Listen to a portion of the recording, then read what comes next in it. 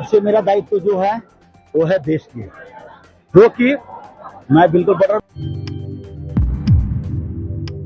अस्सलाम वालेकुम, आदाब दोस्तों, मैं हूं शम्स सईद और आप देख रहे हैं हर खबर आप तक।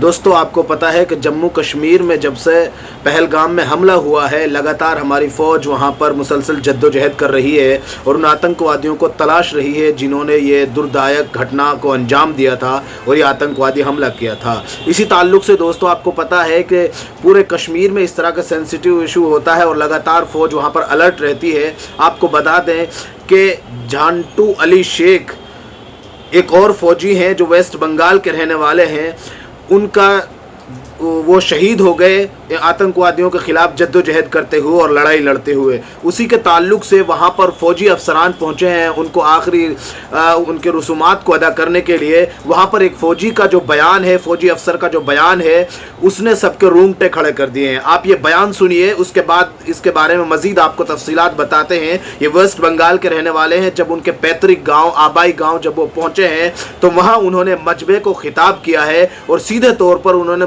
पूरे मजमे के रूंगटे खड़े कर दिए। कहा है कि हिंदुस्तानी जो सेना है न वो हिंदू है न मुस्लिम है, वो सिर्फ इंडियन आर्मी है। और भी बहुत सारी उन्होंने बातें ऐसी की हैं कि आप सुनेंगे तो आपका भी दिल इसके ताल्लुक से साफ हो जाएगा और दिल खुश हो जाएगा किस तरह की संवैधानिक तौर पर और साफ सुथरी बात वहां के अफसर ने की है।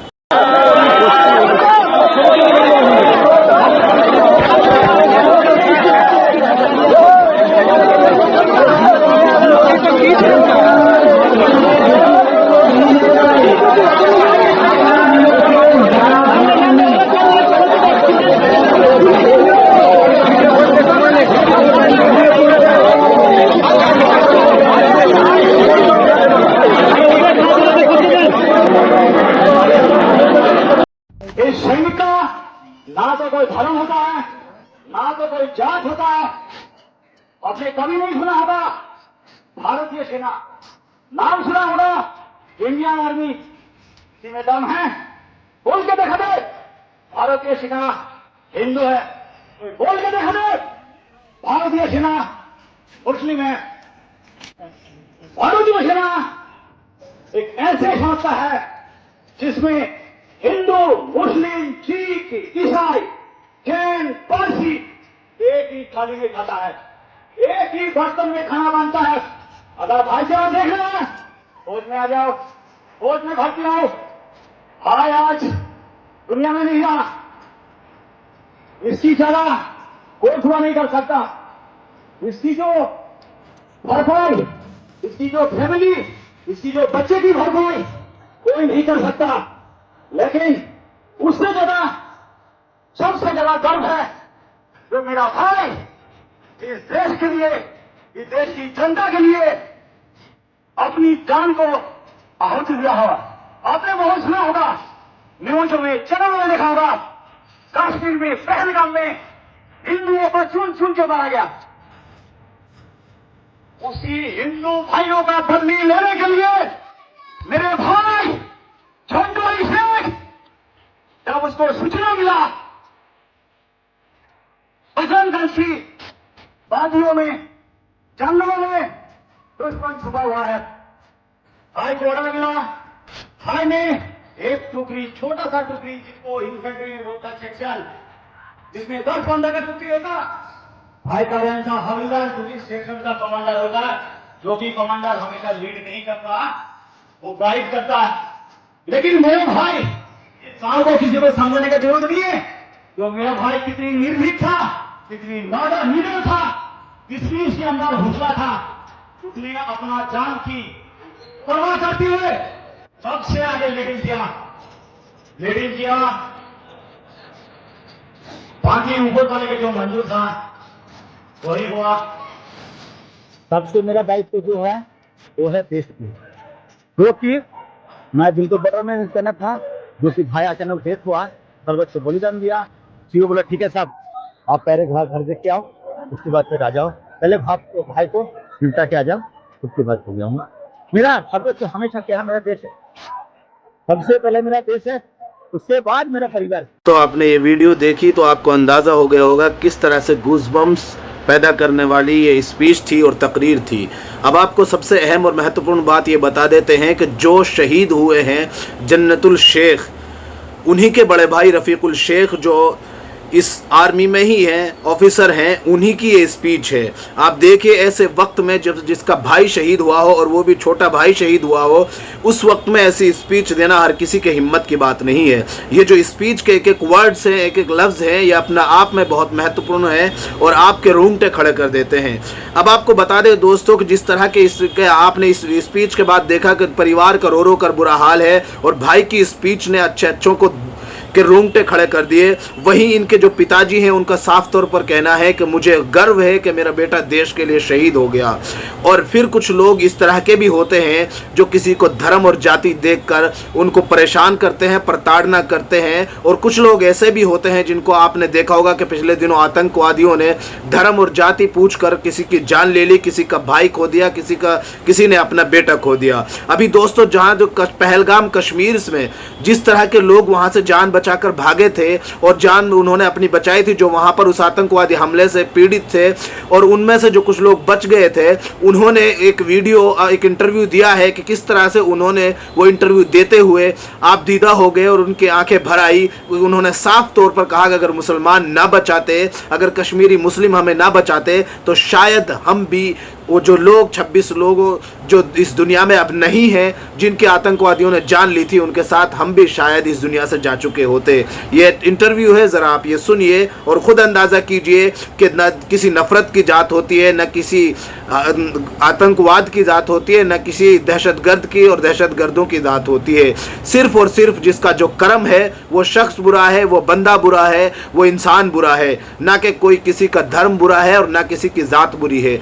सब इंसान बराबर हैं। आप इसको देखिए और दोनों में मवाजना कीजिए कि किस तरह से वहां पर मुसलमानों ने, जो कश्मीरी मुस्लिम थे, जो इस गलत काम को और घिनौने काम की निंदा करने वाले जो लोग थे, उन्होंने अपनी जान की बाजी लगाकर अपने जो दूसरे भाई थे, जो हिंदू भाई थे, उनके लिए अपनी जान गंवा दी और मुसलमान उनको बचाया। और किस तरह से उन्होंने जान और माल की बाजी लगाई, अपनी आप ये इंटरव्यू सुनिए। उस समय तो बस ऐसा लग रहा था कि कैसे भी करके मेरा बच्चा बचे। एक समय दौड़ते दौड़ते जंगल में, अपनी रूटीन नहीं है दौड़ने की, एक समय ऐसा भी पल आया जब मैंने जाकर तो बोल दिया कि मेरे बच्चे को लेके चले जा, मेरे को छोड़ दे। पर उन्होंने जाकर नहीं छोड़ा, दोनों को दौड़ाते दौड़ाते, रुकते रुकाते लेके पूरा आखिरी पल तक ही पहुंचा। मतलब उस पल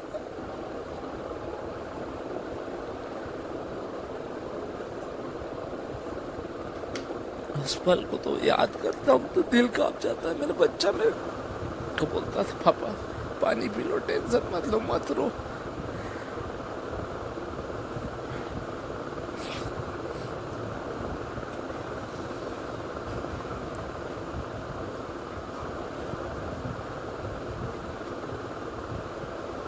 बिल्कुल मेरे लिए फरिश्ते के रूप में मेरा जीवन दोबारा उसी ने दिया, मेरे बच्चे को जीवन उसी ने दिया।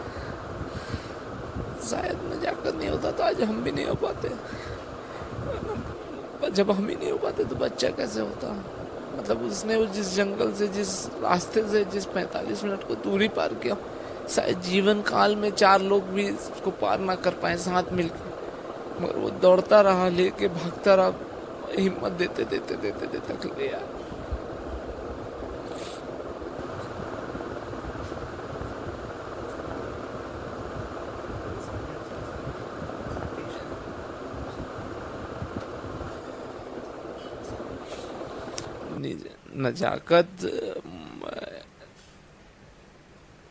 नजाकत ने तो इंसानियत पेश की है। मारने वाले तो अपनी नियत और सोच से मार रहा था, बचाने वाला अपनी नियत और सोच से बचा रहा था। मारने वाले से बड़ा होता है बचाने वाला। सब अपनी सोच के ऊपर डिपेंड करता है। उसको वो चाहता तो मुझे छोड़ के भाग भी सकता था, पर नहीं भागा। उस पल तक नहीं भागा। उस पल के बाद मुझे जब तक कश्मीर से नहीं निकाला तब तक नहीं भागा।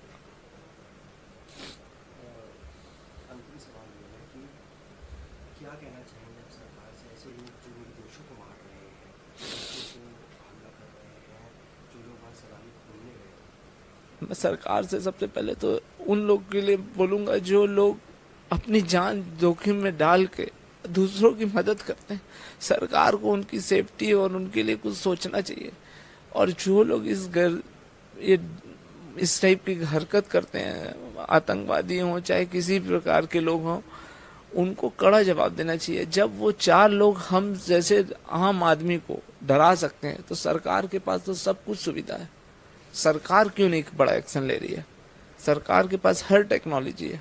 सरकार कुछ ऐसा करे कि जिससे जो लोग की जान गई है कम से कम उनके दिल को तो तसल्ली हो। हम तो हमारी तो तकलीफ उनसे ज़्यादा नहीं है।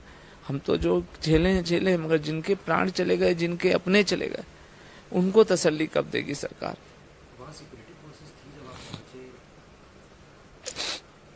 उस सिक्योरिटी फोर्स जब हम लोग उस जगह में थे तो वहाँ नहीं थी।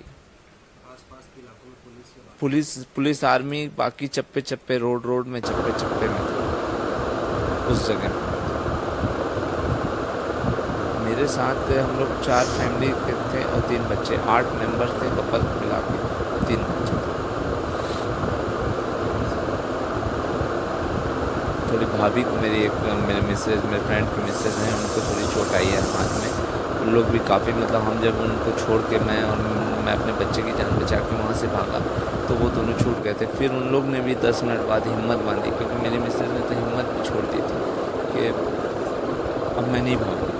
फिर भाभी की बच्ची थी, भाभी की बच्ची के चक्कर में भाभी ने बोला तो भाभी उसको हिम्मत दिया तो फिर उन लोग बच्ची को पार कराए। उनके साथ में और भी लोग थे जो सैलानी थे, उन्होंने भी काफ़ी मदद की उनकी और लेके उनको पहुँचे। काफ़ी भाभी जब बात मुझको बताई कि मैंने एक समय था जब वहाँ के लोग कश्मीरी लोग थे, उनको बोला कि मेरे पास सोना है, अंगूठी है, पैसा ले लो, मेरे बच्चे को छोड़ दो। तो लोग उनके निस्वार्थ भाव से छोड़े, बोले कि आप ऐसा मत सोचिए कि हम पैसे भी ले करेंगे, कि बच्चे को छोड़े। मेरी भाभी के कपड़े फट गए थे थोड़े, मेरे मिसेस के कपड़े फट गए तो लोकल वहाँ की महिलाएँ रुक के कपड़ा दिए, पहनाए। लोग घोड़ा वाले चलने वाले उनको कपड़ा पहनाए, अपने बच्चे को उतार के खुद उतर के घोड़े में बैठा के उनको जितनी हेल्प कर सकते थे लोग की। अंत में आपसे निवेदन है कि आप हमारे इस चैनल को सब्सक्राइब ज़रूर कीजिएगा और हमारे फेसबुक पेज हर खबर आप तक को भी ज़रूर फॉलो कीजिएगा, ताकि आप तक वो खबरें पहुंचती रहें जिनको गोदी मीडिया नहीं दिखाता है। ख़ास तौर से वो छोटी खबरें बनाकर जिनको गुजार दिया जाता है, वो इम्पोर्टेंट खबरें आप तक पहुंचती रहें।